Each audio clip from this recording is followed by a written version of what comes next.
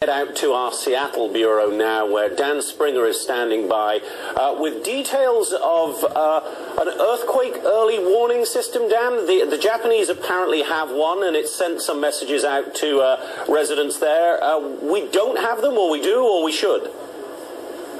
Well, we're developing one. I guess that's the quick answer. You know, it's sobering, Jonathan, to see the images coming out of Japan and to hear from officials here that they are far more prepared for an earthquake than we are. After the 1995 earthquake that rocked Kobe, they spent $1 billion on an early earthquake warning system, and in fact, it worked pretty well, officials here say. After this quake in Japan, they had a 10-second warning on shore closest to the epicenter, and they had about a minute's warning before the earth shook in Tokyo.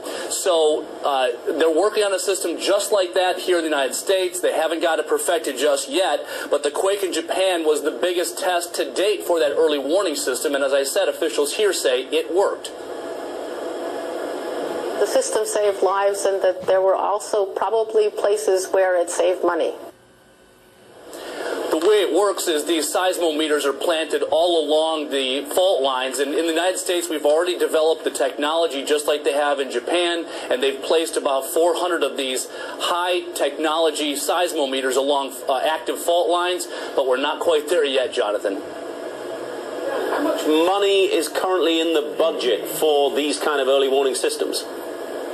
Well, the United States has spent about $4 to $5 million on this early detection system, but in the 2012 budget, because of the budget cutbacks, Obama has put zero money for the warning system. So some people here are saying, you know, we're not very good at looking long term, and in fact, scientists here in the Pacific Northwest, where they say the 9.0 magnitude earthquake is the most likely to hit, say that they are discouraged at our lack of preparation.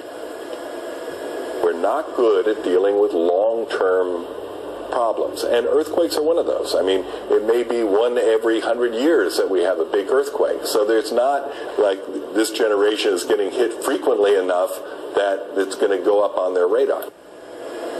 And Jonathan, obviously there are limitations to these early warning systems. The way it works is these waves go out that are not damaging, and that those waves can trigger a warning before the S waves or the secondary waves cause the shaking. And obviously you don't have a whole lot of time, but there is enough time in some cases to get underneath a desk or to get in a doorway. In a perfect situation, the manufacturers in Japan would have stopped what they were doing. Trains, high-speed trains would have slowed down, and certainly people would have had time to duck and cover. So it'll take months before we find out exactly how the system worked there, but at least officials here who are looking at that system and trying to copy it say it worked to detect the earthquake before the shaking started and get those warnings out to people by way of cell phones, by way of sirens, and also their emergency broadcasting system. Jonathan?